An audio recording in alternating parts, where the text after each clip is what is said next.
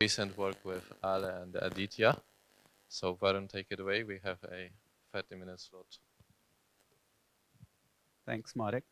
Can you all hear me? Okay. To thanks to all of you for giving me this opportunity to share my work.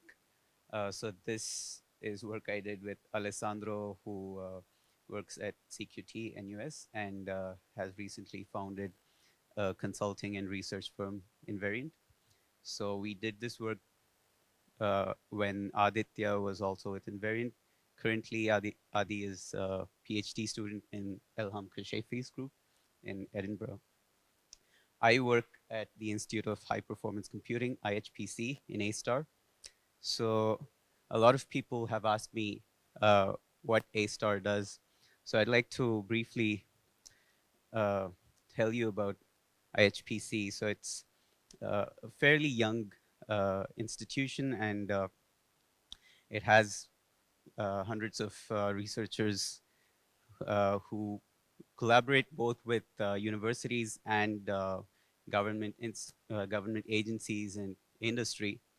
So within the uh, quantum efforts, we have quantum computing algorithms and software. We have some photonics, sensing and metrology, cryogenics, and we have recently we have launched what is called the Quantum Innovation Center, where uh, research groups from various parts of A-Star, including IMRE and IHPC and a bunch of others, come together on quantum technology topics. Okay, so with that, I would like to get into the research part. So the broad theme of this work is the various costs involved in running a quantum algorithm or quantum circuit. So of course, there are some direct measures of these costs. For example, the circuit size, the circuit depth, space, and so on. So these are things that typically computational complexity theorists study. But there are also some relatively indirect measures. For example, the error correction overhead, certain special types of resources, for example, magic states, things like wall clock time, which factor in practical aspects. Of course, money and energy, which is one of the central concerns here. So the broad theme of resource estimation and circuit optimization, it kind of sits at this level of consideration where we take into account the resource costs of actual concrete implementations, the hardware, the layout, and so on, and not just asymptotic scaling of resource costs. So a lot of the indirect costs do come into play, and we have to use some heuristics and numerical simulations.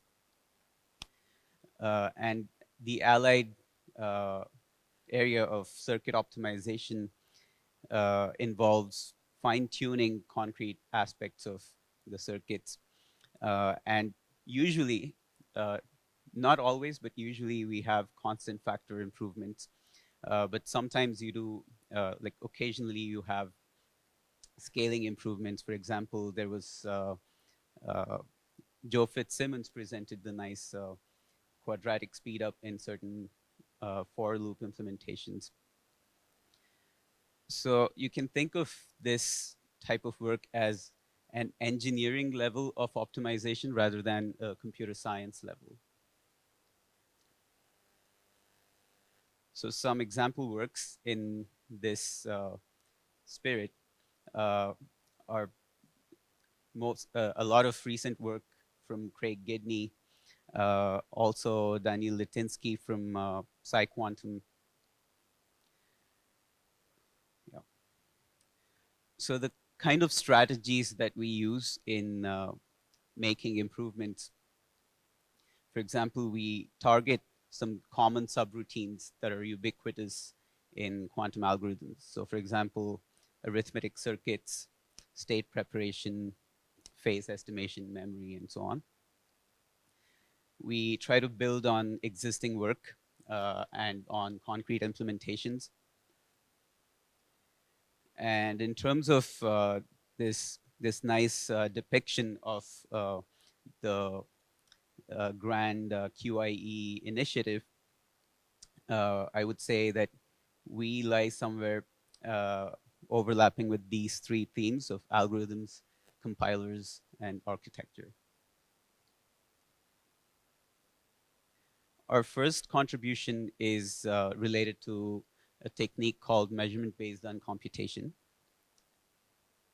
So to motivate what uncomputation is, because I'm sure all of us are working hard to realize quantum computing, but here we're doing quantum uncomputing. So what's this about? So consider some generic Boolean function, right, that maps a several bit input to a single bit output. If you were to implement this in a quantum circuit, maybe it's something like this, but not really, because as most of you know, quantum computing has to be unitary. So what you really have is the given input and then a register on which you write the output, but that register may already contain a value. So really you're sort of not overwriting the value, but sort of modifying the value based on the value of the output. So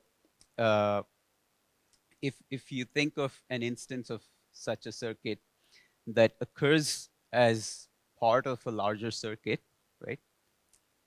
But with some special conditions. So if the input X is kind of determined on the fly by other previous parts of the circuit, but this Y, the output register, is deliberately initialized in a known state. Often you have this kind of situation where the function value that you evaluate has some temporary purpose, and once it has served that purpose, you would like to erase that register. Right? Now, what do we mean by erase? So we had yesterday the really nice talk by Fei Meng, who taught us the subtleties in like input-output relations. So, for example, you could think of just applying an erasure channel, which is kind of like a hard reset of this output register to some zero state. I mean, this is a non-unitary channel, but of course, you can think of doing it somehow with a larger unitary circuit. However, the problem with this is that it would decohere the remaining registers which are still actively part of the computation, right? What we really want is, I mean, if you don't follow the Bras and Kets here, don't worry about it. But the point is that we want to not only erase the function value that's written in that register, but we also want to decouple it from the rest of the circuit so that whatever coherence is present is preserved in the remainder. So one option would just be to apply the inverse of the unitary that realized the circuit. And of course, this would work for arbitrary values of y. However, the actual inversion of the unitary might be a big costly circuit. So in fact, if it's a Boolean function, then it's the same as applying the function itself. So can we do better? For example, if we exploit the fact that y was initialized in a definite value. Indeed, we can, and that's the idea of measurement-based uncomputation, which it's not our original idea. It has been used in the past, but to our knowledge, it hasn't been formalized and like exactly identified in what cases it works. So one of our contributions is to formalize MBU. So think of a situation where you have a register x and f of x that contains the functional value.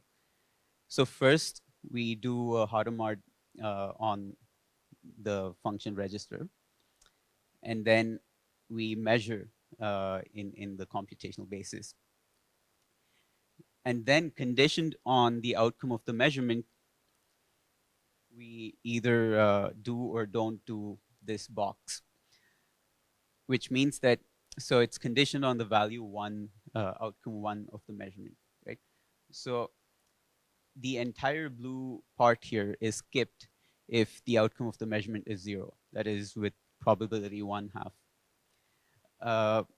Which means that we are halving in expectation value the number of calls to this part of the circuit, which normally if you implemented on computation just by applying UF all of the time, it would be a halving of all sorts of costs associated with it, except of course for these little like Hadamard gates and NOT and measurement, which are trivial if you consider like a costly UF that might involve many TOEFLs and other expensive operations.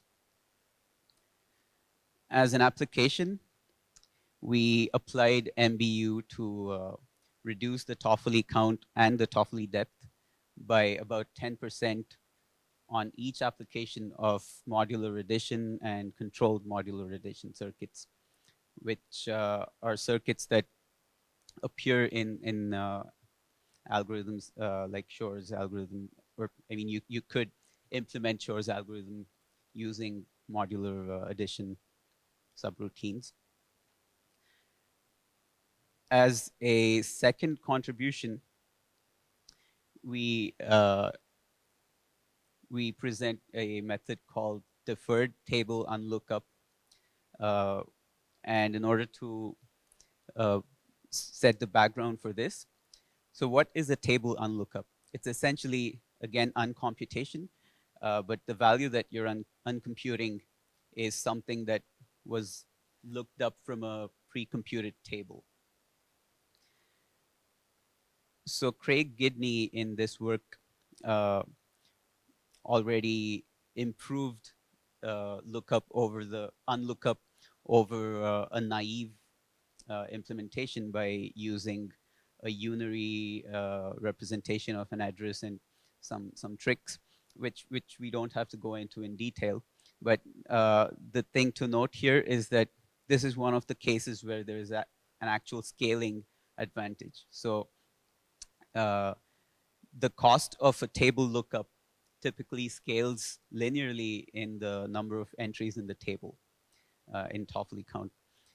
But here Gidney does an unlookup by splitting the address of the table into two halves and then constructing a smaller table and implementing the unlookup by looking up over the smaller table, which is if the address size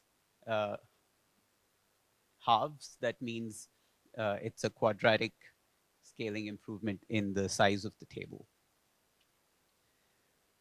So our contribution is to make further constant factor improvements in cases where the unlookups occur in certain nested loops. So as an example of nested loops, so consider what is called windowed arithmetic. So what is windowed arithmetic? So if you remember the elementary school method for multiplication that we all learned, what we did was to memorize or pre-compute a multiplication table for small numbers. And then for a generic problem instance, we break it down into these smaller instances and just shift by adding zeros at the end and additions, something like this, right? So this is the general idea and of windowed arithmetic, except that now, so here we were working in single digit windows. In general, you can broaden the windows and you can extend this idea to other repeated operations. So that's what is done in a, a version of exponentiation that Gidney and Ekura use in their implementation of the Shor algorithm. So there you have an exponentiation, modular exponentiation, which is broken down into a windowed version with multiplication subroutines, repeated multiplication. And in turn, each of these multiplication operations can be broken down in a windowed fashion into additions. So the multiplication loop is nested inside of the exponentiation loop. And that means that the address of the lookup table, the address in the lookup table corresponding to the exponentiation stays fixed while the inner loop runs.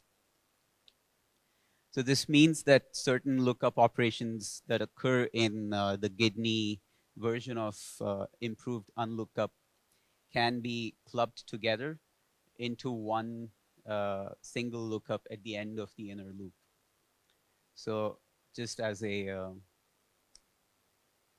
pictorial depiction of this, so what we do is we first do all of the measurement-based reset of the temporary registers, but without doing the phase correction, which would normally occur in a complete uncomputation.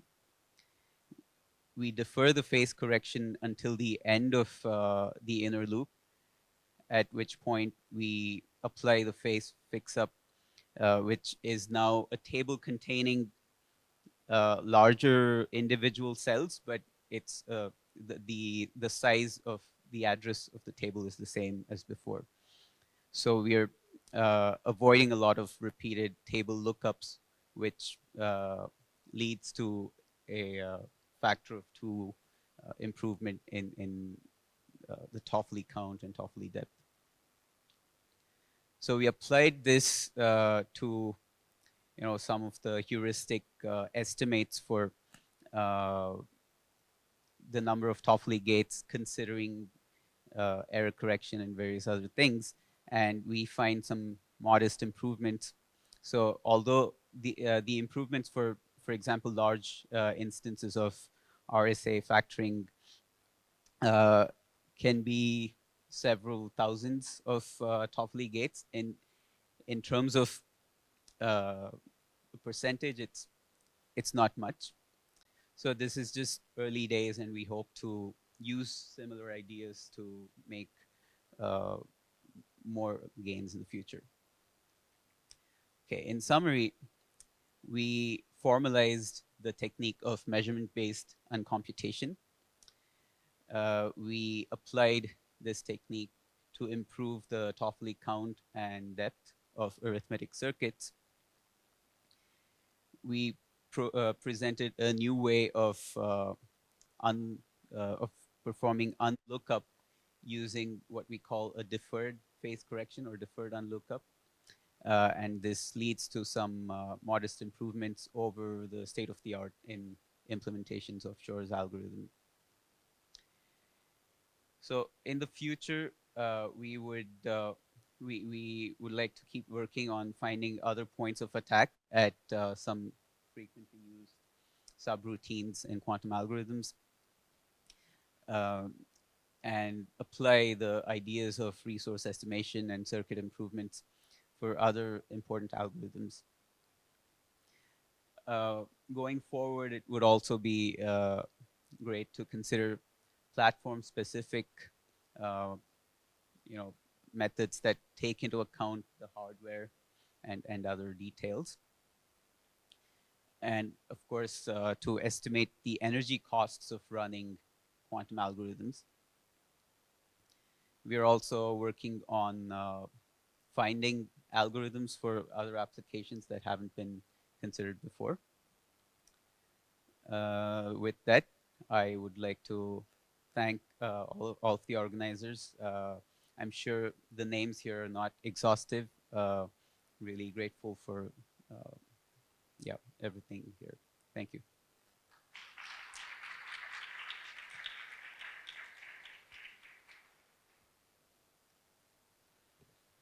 All right. Thank you, Varun, for the wonderful talk. Do we have some questions? Anybody would like to? I do have a question. Morning, Raja. Surprise. I would like to understand a bit more the concept of uncomputation because it didn't seem obvious to me that it was it would give any advantage. Like in your, if you can show again the image of the uncomputation where you apply your box depending on the outcome of h. Yes. Well, if f of x is simply h of x, this sounds like overkill, right? Oh, of course. Yeah. So, do you know what case, in what case this is a good way to uncompute or not? Yeah, that's a great question. So it would, the nice thing about this is that it's easy to tell what exact improvement it is because it just simply avoids one part of the circuit half of the time, right? That's what it does. So the question is, how expensive is that part? But why half of the time? Because h of f of x is not half of the time 0, half of the time 1.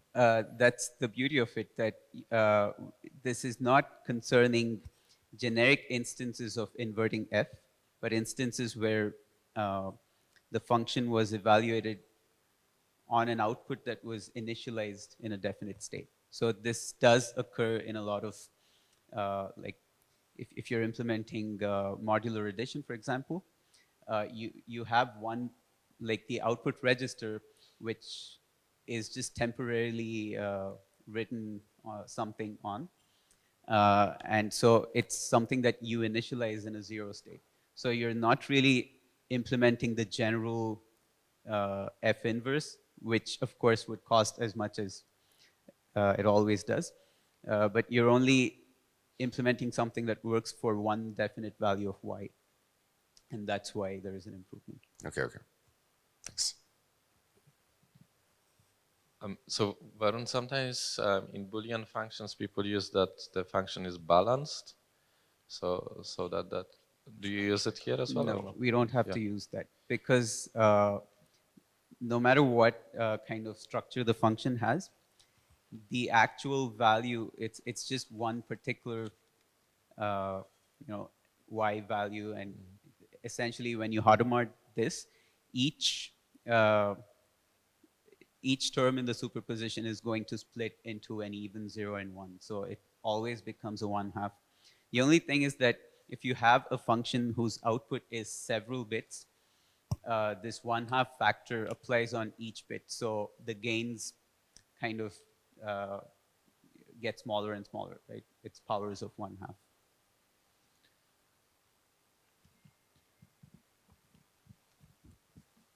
Just have a question about the one stack higher on your stack. So you didn't include applications. But I was just curious, like, say you're using quantum algorithms for finance, and you don't care about just getting an answer, you want to get the answer first. So, like, these uncompute savings are probabilistic. Do you have any sense of, like, what fraction of the overall time of the computation you could get a savings in? Because that could actually introduce some disruptions in the usage of these algorithms. If you're basically gambling that you might actually get something faster than your competitors. Yeah, that's a great point. Thanks for that. We haven't really considered these problems yet. So we were looking at, we really focused on this recent Gidney Ikra implementation of Shore, and we didn't know what to expect when we applied these techniques. It turned out that measurement based on computation didn't do much there because there are so many other things involved.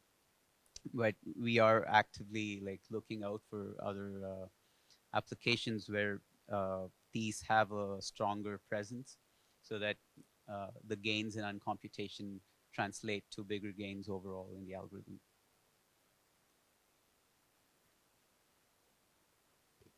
Right. Do we have some more questions for Varun? Maybe Varun, could you comment in the context of the workshop? Uncomputation is one of the first chapters in Nielsen Schwank, so it seems quite fundamental. Is this a larger community now trying to make it faster and uncompute faster? Or you mentioned some works by Daniel and so on, but is this becoming a bigger trend where we can speed up things?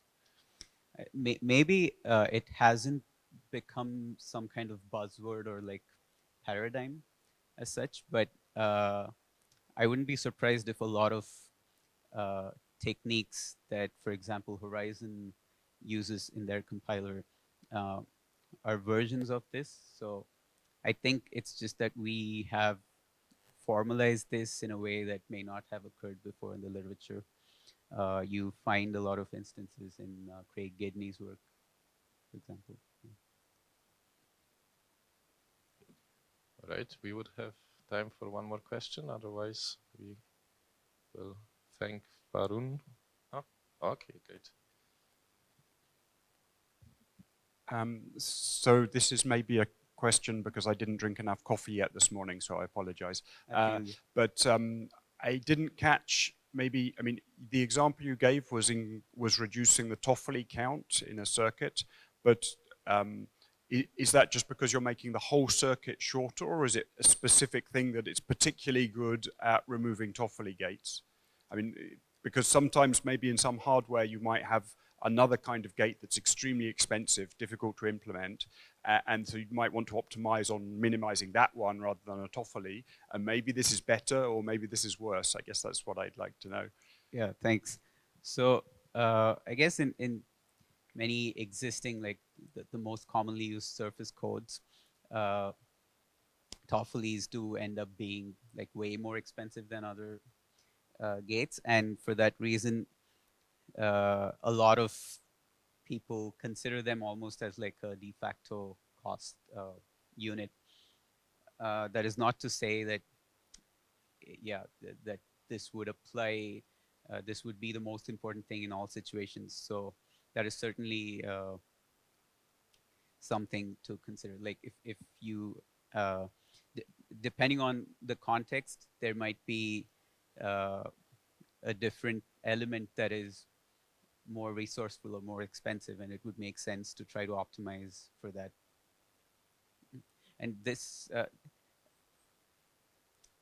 actually, the measurement-based uncomputation itself, it would work, like it would essentially have any cost associated with with applying this circuit, right? So it doesn't matter what kind of platform or what hardware. If you're in a situation where you need to uncompute something, and the only thing is how important is uncomputation subroutines in the overall algorithm, right? So if it ends up being one of the central like cost factors, then it would make an improvement in any cost associated with it. All right, fantastic. Thank you, Varun, once more. And we will have the next talk as soon as we set up.